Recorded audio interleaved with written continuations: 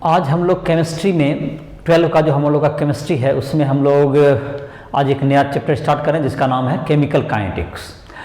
इसके पहले जो तुम्हारा था इलेक्ट्रोकेमिस्ट्री, उसका उम्मीद है कि तुम लोगों ने क्वेश्चंस वगैरह बनाया होगा। जो एनसीईआरटी बुक है तुम्हारा उससे क्वेश्चन बना लो, एग्जाम्पलर है तुम्हारा, एग्जाम्पलर प्रॉब्लम है, और राइसविल ऐप पर भी जो क्वेश्चन दिए हुए हैं राइसविल ऐप को प्ले स्टोर से डाउनलोड करके उसमें भी तुमको ऑब्जेक्टिव सब्जेक्टिव क्वेश्चंस मिल जाएंगे हर एक चैप्टर के। तुम उसमें उसके द्वारा तुमको जो क्वेश्चन बनाने में दिक्कत हो रही है तो उसमें तुम पर्सनल जो है गाइड के लिए तुम चाहो तो उसमें जो है हमसे संपर्क भी कर सकते हो। उसमें तुम्हारा व्हाट्सएप नंबर या मोबाइल नंबर दिया हुआ है, ईमेल, तुम हमसे संपर्क कर सकते हो और इस प्रकार से तुम अपनी पढ़ाई को आगे कर सकते हो। चाहे एग्ज़ाम के लिए बोर्ड का एग्ज़ाम हो या इंजीनियरिंग मेडिकल का एग्ज़ाम हो, तुम्हारा जेईई मेंस एडवांस या तुम्हारा नीट, इन सबों के लिए तुम मदद ले सकते हो हमसे पढ़ाई में। तो आज हम लोग जो नया स्टार्ट करने जा रहे हैं जिसका नाम है टॉपिक, जिसका चैप्टर का नाम है chemical kinetics. Chemical kinetics, chemical kinetics.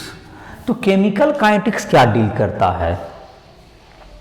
जैसे पिछले चैप्टर में हम लोगों ने पढ़ा कि कोई रिएक्शन स्पॉन्टेनियस है या नहीं, कब होगा रिएक्शन या नहीं होगा, उसके लिए हम लोग क्या करते थे, उसका इलेक्ट्रोमोटिव फोर्स निकालते थे। अगर सेल बना करके कैथोड एनोड ये ग्रेटर देन 0 हो या डेल्टा जी लेस देन 0 हो तो ये रिएक्शन क्या होता है, reaction is possible, reaction is spontaneous कहते थे, स्पॉन्टेनियस या फिजिबल है रिएक्शन ये। लेकिन इसमें एक जो एस्पेक्ट हम लोग जो कि इलेक्ट्रोकेमिस्ट्री में ये हम लोग पढ़े कि रिएक्शन टेक्स प्लेस करेगा, उसके लिए जो उसका डेल्टा जी क्या हो जाए, लेस देन 0, जो गिब्स एनर्जी है या जो इलेक्ट्रोमोटिव फोर्स है उसका सेल बनाने के बाद वो ग्रेटर देन 0 हो जाए। लेकिन यह जो एस्पेक्ट है यह नहीं बताता है कि रिएक्शन कितने टाइम में होगा। तो रिएक्शन कितने टाइम में होगा यह भी एक इंपॉर्टेंट फैक्टर होता है किसी भी रिएक्शन को होने के लिए। मान लेते हैं एक तुम्हारे बुक का जो एनसीईआरटी बुक का जो कि तुम इंट्रोडक्शन है उसमें यह लिखा हुआ है कि तुम्हारा जो एटमॉस्फेयर का कंडीशन है उसमें डायमंड जो है तुमको ये कन्वर्टेबल है ग्रेफाइट में, ये इसका जो डेल्टा जी है वो लेस देन 0 है, लेकिन इसका डेल्टा जी एटमॉस्फेरिक कंडीशन में लेस देन 0 है, लेकिन फिर भी ये तुमको क्या होता है, ये कन्वर्ट नहीं होता है। ये कन्वर्ट मतलब इसको होने में इसका जो टाइम है बहुत देर के बाद होगा। ये इसका रेट इतना स्लो है कि ये प्रैक्टिकली होता ही नहीं है। तो इसका मतलब रेट ऑफ रिएक्शन कम होने के कारण ये दोनों रिएक्शन थर्मोडायनामिक इसको सजेस्ट करता है कि ये रिएक्शन टेक्स प्लेस करेगा, लेकिन ये रिएक्शन इतना स्लो है कि ये हमें होता हुआ दिखता ही नहीं है। और डायमंड हमेशा के लिए कहते हैं, डायमंड इज फॉर एवर। तो ये तुम्हारा एक एग्जांपल इंटरेस्टिंग दिया हुआ है तुम्हारे बुक में कि जबकि डेल्टा जी लेस देन 0 होते हुए भी ये रिएक्शन नहीं हो पा रहा है बिकॉज इसकी रेट बहुत स्लो है।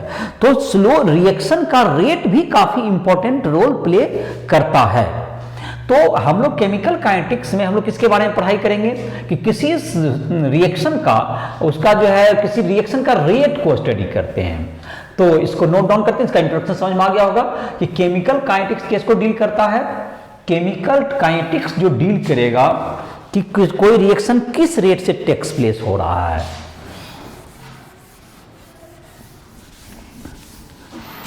Chemical kinetics deals with the rate of a chemical reaction. Chemical kinetics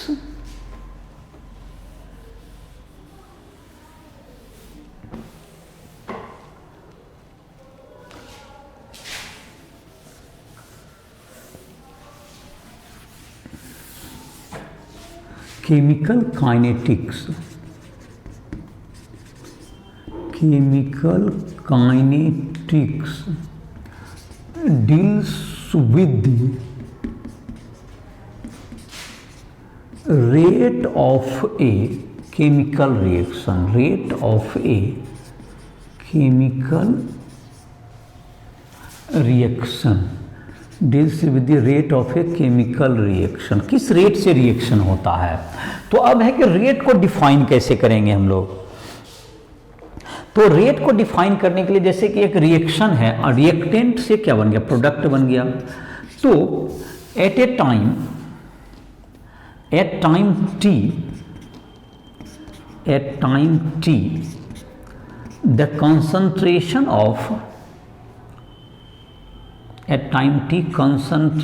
of reactant is R, which decreases by delta R,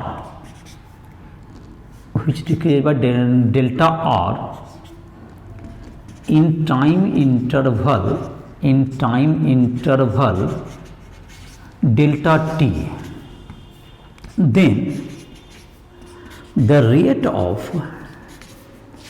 then the average rate of chemical reaction equals to del R by del T। इसमें minus भी लगा सकते हो, minus इसलिए क्योंकि ये decrease कर रहा है और प्रोडक्ट जो है तो इंक्रीज करता है, तो प्रोडक्ट के कॉन्सेंट्रेशन में क्या करेंगे हम लोग, तो एवरेज रेट ऑफ रिएक्शन तुम्हारा हो गया minus delta R by delta T. अगर किसी रिएक्टेंट का एट टाइम टी पर कॉन्सेंट्रेशन डेल्टा आर है, मतलब आर है, और उसको वह डिक्रीज करके कितना से delta in time delta t, then इसका जो कि average rate of reaction in that time interval जितना डिक्रीज किया बाय डेल्टा टी, और ये तुम्हारा क्या कहलाएगा, एवरेज रेट ऑफ रिएक्शन। और अगर तुमको rate of reaction if delta t tends to 0, then the average rate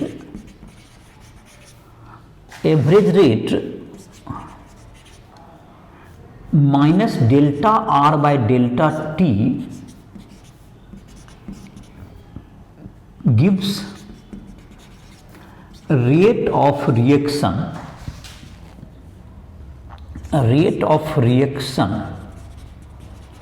at time t, ये रेट ऑफ रिएक्शन बन जाएगा टाइम t पर।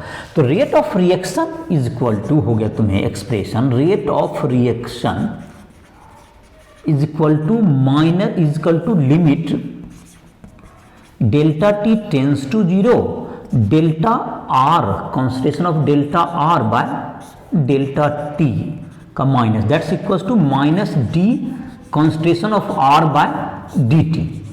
ये तुम्हारा हो गया, ये तुम्हारा क्या हो गया, कॉन्सेंट्रेशन ऑफ आर का जो चेंज का रेट है उसमें तुमको minus d R by d t कहता है, ये डिफ्रेंसिएशन हो गया, differentiation rate of change of concentration with time. इसको कह सकते हैं हम लोग, लिख सकते हैं रेट ऑफ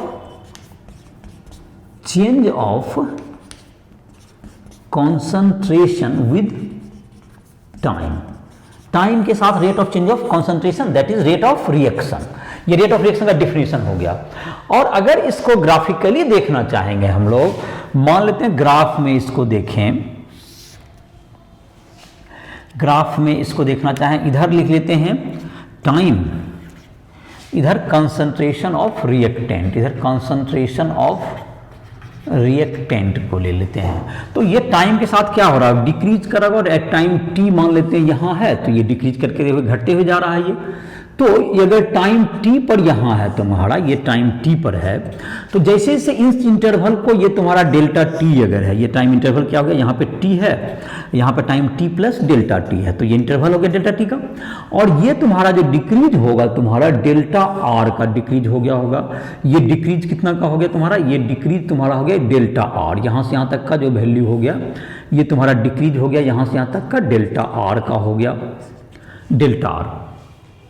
तो डेल्टा आर ये टाइम इंटरवल है तुमको डेल्टा टी, तो ये जो तुमको delta R by delta T जो है तुम्हारा, यहाँ से जहाँ तक जो स्ट्रेट लाइन से हम लोग मिलाएंगे, ये किसको बताएगा, इसका जो कि लाइन का जो स्लोप होगा तुम्हारा, ये जो टेन थीटा कह सकते हैं इसको, यहाँ जो एंगल बनेगा उसका टेन थीटा तुम्हारा यहाँ पर, ये टेन थीटा क्या बता रहा है, डिक्रीज कर रहा है इसलिए माइनस में दिया गया होगा, तो minus delta R by D t, ये तुम्हारा जो टेन थीटा जो बनेगा यहाँ पर जाकर के टाइम एक्सिस से जो तुम मिलाओगे इसको, ये जो तुम्हारा टाइम एक्सिस जा रहा है यहाँ से तुमको टाइम एक्सिस जो कि यहाँ पे गुजरेगा, ये टाइम एक्सिस को जा करके जहाँ पे टच करेगा यहाँ पे क्या बन जाएगा, इसका जो टेन थीटा होता है ये क्या किसको बताता है, ये इसको बताएगा एवरेज रेट ऑफ रिएक्शन।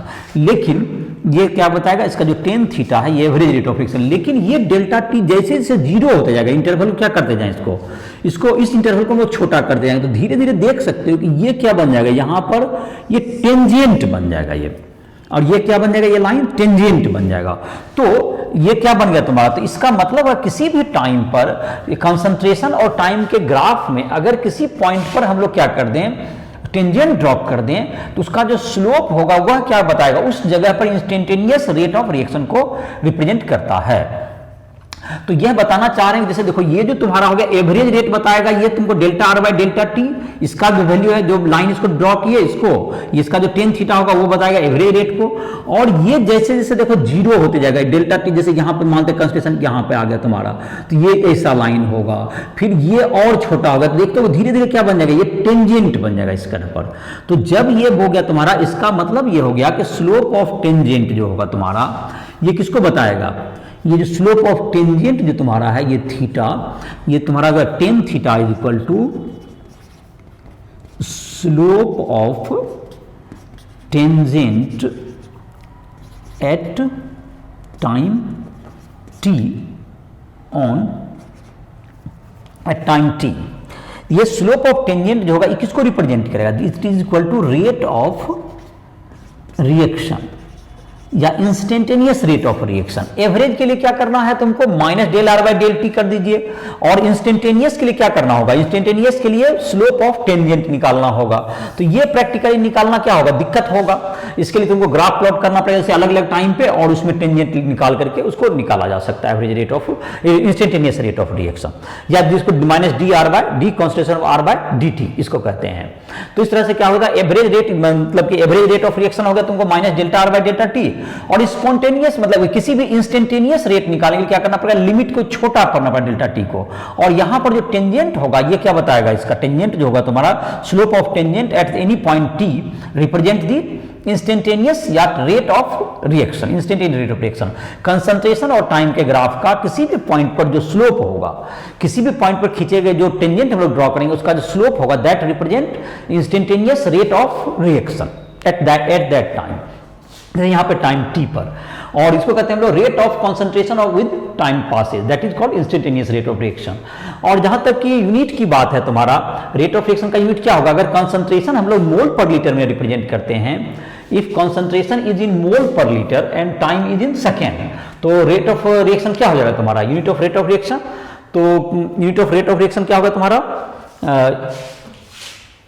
ये तुम्हारा हो गया unit of rate of reaction. ठीक है, इसको मिटाते हैं उसके बाद लिखते हैं, इसको नोट डाउन कर सकते हो, इसको नोट डाउन कर लो रोक करके।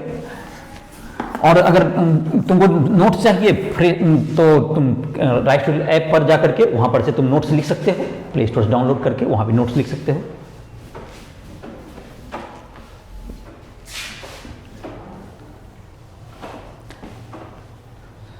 तो इसका जो यूनिट की बात कर रहे थे, यूनिट तुम्हारा क्या हो गया, रेट ऑफ रिएक्शन को अगर लिखें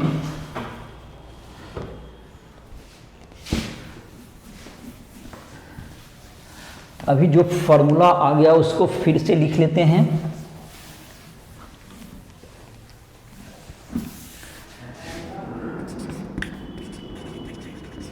average rate of reaction is equal to minus delta concentration of R by delta T, instantaneous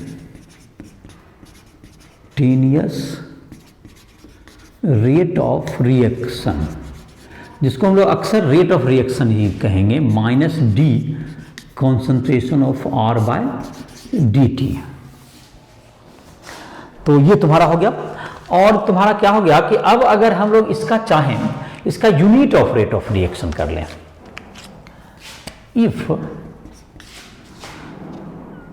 concentration of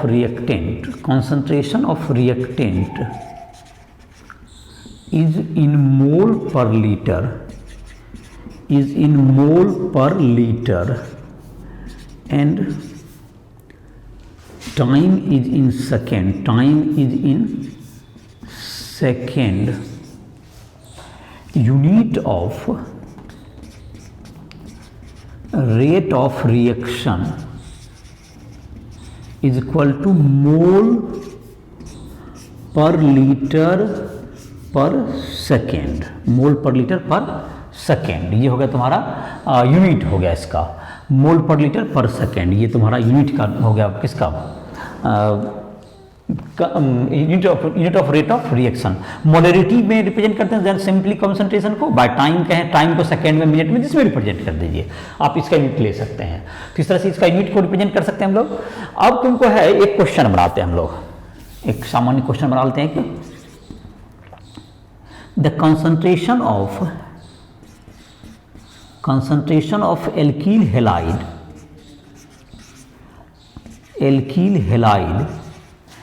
decreases from 2.5 m to 2.0 in 50 seconds. Calculate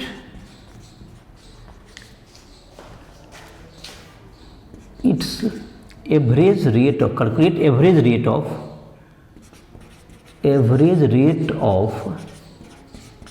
the reaction. इसको average rate of reaction को calculate कीजिए. Average rate of reaction बराबर क्या हो गया, minus, जैसे concentration को घटाएंगे तो कॉन्सेंट्रेशन क्या होगा, minus delta concentration of R by delta t. यही है तुम्हारा. तो ये तुम्हारा था माइनस 2.0 माइनस 2.5 m बाय कितना सेकेंड में हो रहा तुम्हारा, ये 50 सेकेंड है. इन 50 सेकेंड, ये 50 सेकेंड हो गया. तो 0.5 बाय 50, 0.5 बाय 50 मोल पर लीटर पर सेकेंड. तो दैट्स इक्वल टू क्या होगा, 0.5 बाय 50 10⁻⁻² मोल पर लीटर पर सेकेंड. यही आंसर हो गया तुम्हारा. एवरेज रेट हो गया तुम्हारा. तो 50 सेकेंड में इसका डिक्रीज किया तो 50 सेकेंड से क्या कर दिया गया, भाग दे दिया गया. तो ये तुम्हारा क्या हो गया, एवरेज रेट ऑफ रिएक्शन निकल गया. तो क्या हो गया, 0.10⁻² मोल पर लीटर पर सेकेंड. ये तुम्हारा इसका वैल्यू हो गया.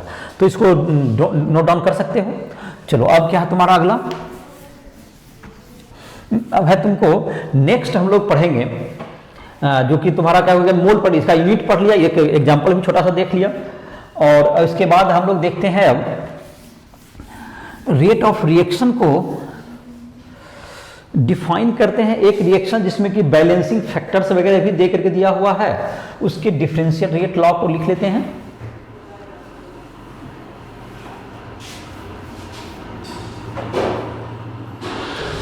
तो रेट ऑफ रिएक्शन एक रिएक्शन है जिसमें कि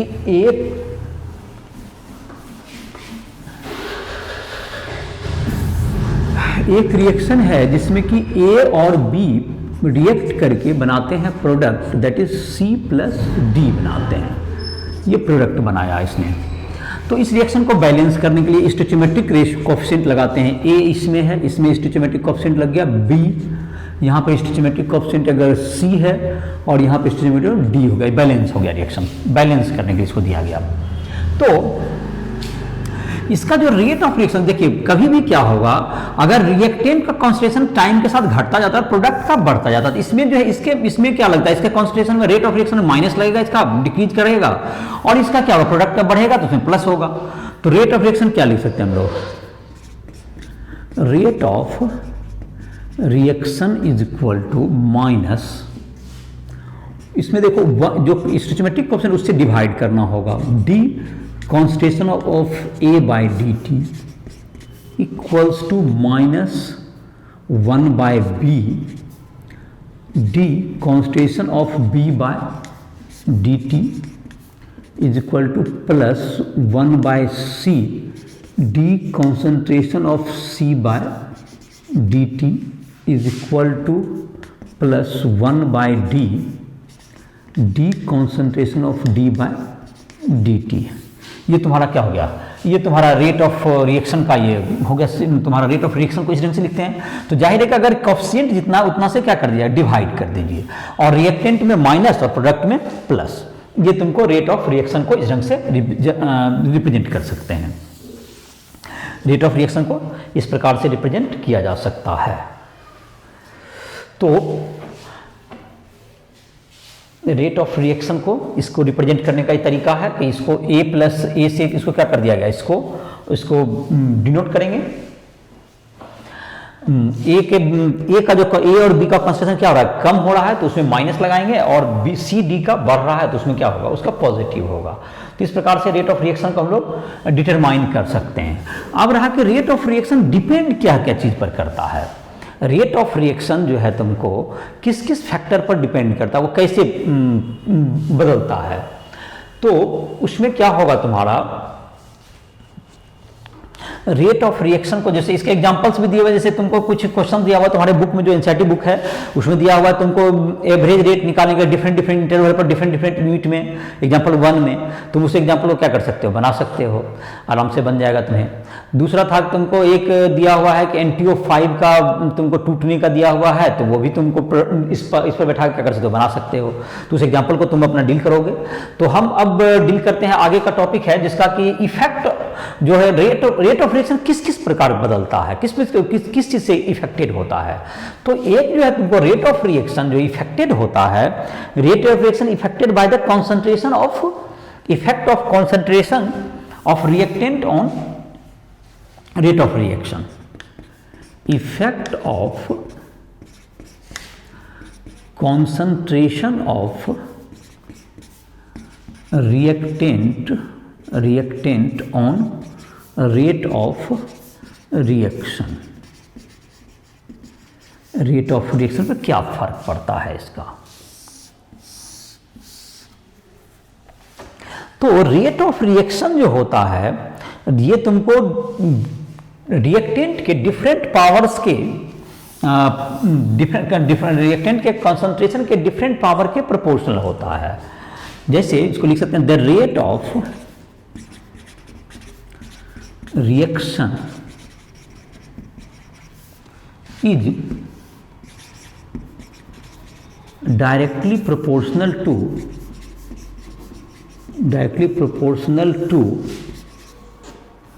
different power of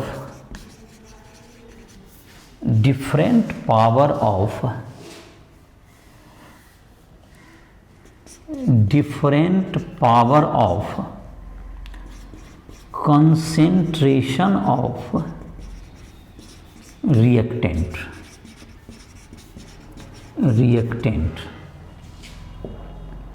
जैसे कि तुमको एक रिएक्शन है, इसको एक एग्जांपल से देखते हैं। जैसे ये रिएक्शन अभी देखा था कि इसमें स्टोइचियोमेट्रिक कोएफिशिएंट ABCD स्मॉल लगा हुआ है और रिएक्टेंट हो गया ABCD। तो इसमें जो रेट ऑफ रिएक्शन जो होगा, rate of reaction proportional to गया कॉन्सेंट्रेशन ऑफ A पर पावर कुछ X और कॉन्सेंट्रेशन ऑफ B पर पावर Y, ऐसा कर सकते हैं आप। तो ये तुमको जो X और Y जो फैक्टर है, और इसको जब कॉन्स्टेंट रेट ऑफ रिएक्शन जब हम लोग लिखेंगे तो इसमें क्या आ जाएगा, ये रेट ऑफ रिएक्शन, तो प्रोपोर्शनल को हटाएंगे तो क्या होगा तुम्हारा rate of reaction is equal to K constant of A पर power X into constant of B पर पावर Y। तो ये जो तुम्हारा हो गया, इसको हम लोग रेट लॉ कर सकते हैं, इट इज रेट लॉ। ये तुम्हारा K जहां पे K equals to rate constant कहलाता है। K को क्या कहें हम लोग, रेट कांस्टेंट। ये रेट का ये कांस्टेंट रहेगा, रेट ऑफ रिएक्शन ये K कांस्टेंट रहेगा। कांस्टेंट जैसे जैसे बढ़ाते जाइएगा AB का चेंज होगा, तो इसका मतलब एज टाइम पासेज A और B का कांस्टेंट तो घटेगा, तो रेट ऑफ रिएक्शन भी क्या हो जाएगा, घटते जाएगा। As time passes a concentration of A B जो आपने किसी वेसल में डाला है, तो ए बी का कांस्टेंट तो घटेगा, तो टाइम के साथ क्या होगा, ये रिएक्शन रेट ऑफ रिएक्शन भी आपका डिक्रीज करेगा और के कांस्टेंट होगा। तो इसका मतलब ये हुआ कि कॉन्सेंट्रेशन के साथ जैसे जैसे चेंज करेगा एक ए और बी का, उसका क्या होगा, घटता है। और x और y जो यहाँ पर है, x और y जो फैक्टर है, ये तुमको ए बी से अलग भी हो सकता है और ए बी के जैसा भी हो सकता है, ए बी से डिफरेंट भी हो सकता है, ए स्मॉल बी की बात कर रहे हैं, उससे अलग भी हो सकता है। तो ये जो सिंपल रिएक्शन होता है उसमें जो x y का वैल्यू, x का वैल्यू a और y का वैल्यू b हो जाएगा, लेकिन हर रिएक्शन में ऐसा जरूरी नहीं है। तो जैसे कि इस तरह का होगा जिसको हम लोग कहते हैं x और y का जो वैल्यू होता है, इसको यह डिटरमाइन करता है, ये it can be detected by experimentally. x and y can be, x and y is determined on the basis of, on the experimental basis, ये एक्सपेरिमेंट के द्वारा होगा। इट मे बी, मतलब ये क्या होता है, it may be integer, it may be zero, fraction और इंटीजर, और ये तीनों हो सकता है एक्स वाई, ये इंटीजर भी हो सकता है, फ्रैक्शन भी हो सकता है। तो ये तुम्हारा हो गया कि ये रेट का जैसे वैल्यू हो गया। अब ये क्या हो सकता है कि डिफरेंट भी हो सकता है ए बी से, ये ए बी के जैसा भी हो सकता है। जैसे एक आध एग्जांपल में देते हैं, जैसे कि देखते हैं एक क्वेश्चन में तुम्हें देते हैं एग्जांपल, तो इसका देखते हैं।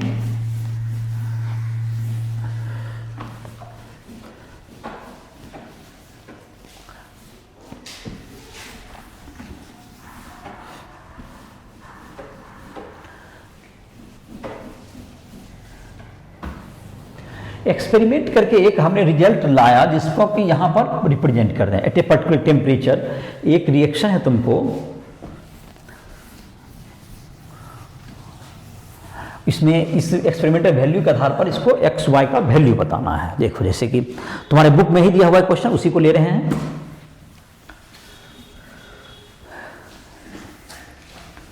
तुम्हारे बुक में इसको समझाया हुआ है जो, तो उसमें है तुमको टेबल बना हुआ है, एक रिएक्शन है 2NO प्लस O2 से बन जाएगा 2NO2। चलो ये रिएक्शन है तुम्हारा।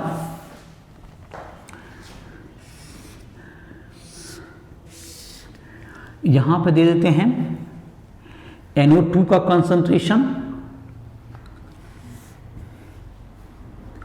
concentration of NO2, concentration of O2, और यहाँ पर रेट ऑफ रिएक्शन, ये तुमको डाटा दे रहे हैं रेट ऑफ रिएक्शन। तो कॉन्सेंट्रेशन है, जैसे तुमको पहले कॉन्सेंट्रेशन ऑफ NO2 है तुम्हें 0.30 m, मोलेरिटी में ही दे दो 0.30 m, और इसका भी 0.30 m। चलिए इसका मोलेरिटी भी m में दे दीजिए, मोलेरिटी है। और इसका रेट ऑफ रिएक्शन हो गया 0.096 m पर सेकेंड में दे दिए, रेट ऑफ रिएक्शन इन मोलेरिटी पर सेकेंड में। चलिए 0.096, और इसका फिर दे दीजिए वैल्यू 0.60 मोलेरिटी कर दीजिए, इसका 0.30 m कर दीजिए, और इसका जो वैल्यू है 3.84 हो गया। चलिए एक डाटा हो गया। दूसरा, ये तीसरा डाटा, इसका है 0.30 और इसका हो गया 0.60, इसका कर दिया गया 0.60, और इसका कंसंट्रेशन, इसका जो मोलेरिटी हो, इसका जो रेट हो गया तुम्हें 0.192। तो इस रेट के आधार पर इसका जो रेट है तुमको, इसका रेट लॉ लिखा हुआ है, rate of reaction is equal to K into NO2 पर पावर है x और O2 पर पावर है y। Determine x and y, question है तुम्हारा, determine x and y, x और y का वैल्यू निकालिए। तो देखो ये क्वेश्चन को बनाना है, तो ये क्वेश्चन को सॉल्व करते हैं। देखो डिटरमाइन करना है, x एंड y को डिटरमाइन करेंगे। तो यहाँ पर देखो क्या होगा तुम्हारा रिएक्शन का, सॉल्यूशन यहाँ करते हैं। तो रेट ऑफ रिएक्शन और क्या होगा KNO2 पर पावर x और O2 पर पावर क्या हो गया y। तो रेट ऑफ रिएक्शन कितना है, जैसे पहला इक्वेशन रखते हैं 0.096 इक्वल्स टू K इंटू 0.3 पर पावर x और 0.3 पर पावर y, एक नंबर इक्वेशन। दूसरा है तुमको 0.384 इक्वल्स टू क्या होगा K गुना, ये हो गया a का वैल्यू कितना होगा तुम्हें 0.30 के बदला 0.60 हो गया पावर x और 0.30 पर पावर y, ये सेकेंड इक्वेशन हो गया। थर्ड है तुमको 0.192 इक्वल्स टू K इंटू 0.30 पर पावर x इंटू 0.60 पर पावर y, ये थर्ड इक्वेशन हो गया। तो सेकेंड बाय फर्स्ट करते हैं, चलिए इसमें करते हैं सेकेंड बाय फर्स्ट करते हैं, दूसरा को पहला से डिवाइड करते हैं। तो 3.84 by 0.096 is equal to 0.384 in fact 0.384 by 0.096 is equal to क्या आ जाएगा K, इसमें है 0.60 पर पावर क्या होगा तुम्हें x है और 0.30 power y by K into 0.30 पर power x into 0.30 power y। तो ये तुमको कैंसिल होगा, कितना होगा 4 equals to 2 to the power x। तो 2 to the power 2 equal to 2 power x, तो x इज इक्वल टू 2 हो गया, ये तुम्हारा इसका वैल्यू हो गया। अब दूसरा है तुमको थर्ड बाय फर्स्ट करते हैं, थर्ड बाय फर्स्ट तो 0.192 बाय 0.096 इज इक्वल टू तुम्हारा K गुना क्या होगा तुमको 0.30 पर पावर सेकेंड बाय फर्स्ट, चलो यहाँ पे लिख दो सेकेंड बाय फर्स्ट 0 पॉइंट क्या होगा तुम्हें K इंटू तुम्हें कुछ जगह बन गया that's equals to K into क्या होगा तुम्हें 0.30 पर पावर x और 0.60 पर power y by K into 0.30 power x और 0.30 पर पावर y, ये दोनों कैंसिल हो गया। तो ये तुम्हारा हो गया 2 times is equal to 2 to the power y, तो y इक्वल्स टू 1। तो ये तुम्हारा क्या होगा y का वैल्यू 1 आ गया और x का वैल्यू 2 आ गया। इस प्रकार से क्या कर दिया हमने, निकाल दिया x और y का वैल्यू। तो x इज इक्वल टू क्या हो गया answer 2 and y equals to 1, ये आंसर हो गया तुम्हारा, इट इज आंसर। तो इसको निकाल सकते हैं इसका आधार पर, तो ऑर्डर निकल गया। तो इसमें एक बात जो गौर कर सकते हैं, इसमें जो कि रेट लॉ आया, इसका क्या आया रेट लॉ, इसका जो रेट लॉ आया हमारा, रेट लॉ जो आंसर के बाद हम लोग देख सकते हैं, rate law is equal to क्या हो गया rate of equation, rate of reaction is equal to K into NO का होल स्क्वायर और O2 पर पावर 1। तो ये जो देख सकते हो इसमें क्या आ गया, इसका ओवरऑल जो तुमको कहते हैं, ये जो ओवरऑल रेट हो गया, इसको मतलब कि ये जो इसमें 2 पावर ये कोएफिशिएंट के इक्वल ही आ गया, मतलब 2 था इसमें, ए का वैल्यू स्मॉल जो 2NO था तो दैट इज 2 आ गया, इसमें O2 था 1 तो 1 आ गया। तो सिंपल टाइप के रिएक्शन में ऐसा आता भी है। तो ये तुम्हारा क्या हो गया, ये तुमको कह सकते हो। तो ये जो x प्लस वाई का जो सम होता है, इसे हम लोग ऑर्डर ऑफ द रिएक्शन भी कर सकते हैं। तो order of the reaction is क्या हो गया तुम्हारा 3, order of the reaction is 3। इस ढंग से इसका क्या होता है, order of the reaction is 3 हो गया, इसका 2 + 1 = 3। तो इसको मिटा सकते हैं। और दूसरा रिएक्शन का ये जरूरी नहीं है कि क्या होगा तुम्हारा, इस तरह के डाटा के आधार पर हम लोग जो एक्सरसाइज में भी क्वेश्चन दिया उसको तुम बना सकते हो, जिसके आधार पर एक्स वाई को देखोगे किसमें डबल हो गया, ऐसे भी तुम मौखिक भी बन जाता है ये, जैसे देख लेते हैं कॉन्सेंट्रेशन किसमें डबल हो रहा है, किसमें कॉन्सेंट्रेशन कितना चेंज हुआ, उसके आधार पर हम लोग ऐसे भी बना सकते हैं।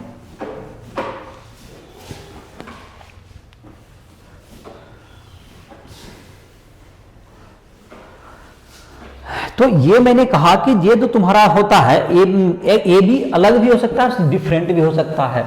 जैसे कुछ रिएक्शन को देखते हैं, जैसे कि था अभी तुमने देखा रिएक्शन 2NO + O2 से 2NO2 बना, तो इसका रेट लॉ क्या था रेट ऑफ रिएक्शन बराबर क्या होता है, के NO का होल स्क्वायर इंटू O2 पर पावर 1। तो ये ऐसा हुआ। दूसरा है, एक इक्वेशन दिया है तुम्हारे बुक में, CaCl3 प्लस Cl2, इससे बन जाएगा CCl4 प्लस HCl। इसका रेट ऑफ रिएक्शन है, रेट ऑफ रिएक्शन बराबर हो जाएगा के कॉन्सेंट्रेशन ऑफ CaCl3 क्लोरोफॉर और Cl2 पर पावर हाफ होता है। तो ये देखो हाफ ही इस पर है, तो ये तुमको इसका जो रेट टोटल ऑर्डर क्या हो गया, इसका ऑर्डर इक्वल टू तुम्हारा 1.5 हो गया। और दूसरा है जैसे कि तुमको एक ईस्टर है CH3COO(C2H5 प्लस H2O, इससे बन जाता है CH3COOH प्लस C2H5OH। तो इसका जो रेट ऑफ रिएक्शन होगा तुम्हारा that's equal to K into COOC2H5 इस पर पावर 1 और इस पर पावर H2O पावर 0। तो इसका जो रेट लॉ है तुम्हें, ये रेट लॉ सबका अलग अलग देखो है तुम्हारा, इन दोनों में क्या है, ए बी के वैल्यू के सेम है, इसमें अलग अलग है, इसमें दोनों में। तो ये जो तुम्हारा होता है rate of reaction is equal to rate of order of reaction, in fact लिखना चाह रहे हैं ऑर्डर ऑफ रिएक्शन। अगर रेट लॉ है तुम्हें, rate of reaction is equal to K concentration of A पर पावर है तुम्हें x और कॉन्सेंट्रेशन ऑफ बी पर पावर है y, कोई रिएक्शन का रेट है। तो इसका जो रेट ऑफ रिएक्शन होगा, order of reaction, order of reaction is equal to होता है तुम्हारा, ये इक्वेशन पहले लिखते हैं यहाँ पर, a प्लस बी से बन गया क्या जी तुम्हारा C प्लस डी। तो ऑर्डर ऑफ रिएक्शन तुम्हारा हो गया, order of reaction is equal to x plus Y, order of reaction is equal to क्या होगा तुम्हारा x प्लस वाई। और मॉलिक्युलरिटी एक शब्द होता है, जितना मॉलिक्यूल भाग लेते हैं, molecularity of reaction equals to a plus B, total molecule taking part in the reaction, total molecule, total number of molecule taking part in the reaction, तो that is called molecularity। और order में क्या होता है तुम्हारा, that total number of molecule जो कि जिस पर कि रेट डिटरमाइन करता है, जो कि रेट को इफेक्टेड करता है, वो क्या कहलाता है order. Total number of molecule which reacts effect the rate of reaction, that is called order of the reaction. तो ये बात देखा गया कि यहाँ पर जो रिएक्शन था पहला रिएक्शन का, इसका ऑर्डर कितना हो गया, इसका ऑर्डर हो गया 3, ये 3 ऑर्डर का 2 + 1 दैट इज क्या होगा 3 हो गया। इसका क्या होगा तुम्हारा, इसका ऑर्डर हो गया तुम्हारा, इसका ऑर्डर है 2 + 1 दैट इज इसका ऑर्डर क्या है, इसका ऑर्डर बराबर 2 + 1 = 3। इसका ऑर्डर देखें कितना हो गया तुम्हारा, इसका जो ऑर्डर देखेंगे, इसका ऑर्डर बराबर क्या हो गया, इसका ऑर्डर बराबर 1 + ½ दैट इज इक्वल टू 3/2 हो गया। और इसका ऑर्डर क्या हो गया तुम्हारा 1 + 0 = 1 हो गया तुम्हें। जबकि इसकी मॉलिक्युलरिटी क्या है तुम्हारा, ऊपर वाले की मॉलिक्युलरिटी 3 है, मॉलिक्युलरिटी इसका मॉलिक्युलरिटी 3 हो जाएगा और ऑर्डर उसका अलग हो गया। तो इसी के साथ इस लेक्चर को समाप्त कर रहे हैं, लाइन भी कट गया, इसी के साथ लेक्चर को समाप्त कर रहे हैं। ठीक है, अगले लेक्चर में देखते हैं आगे।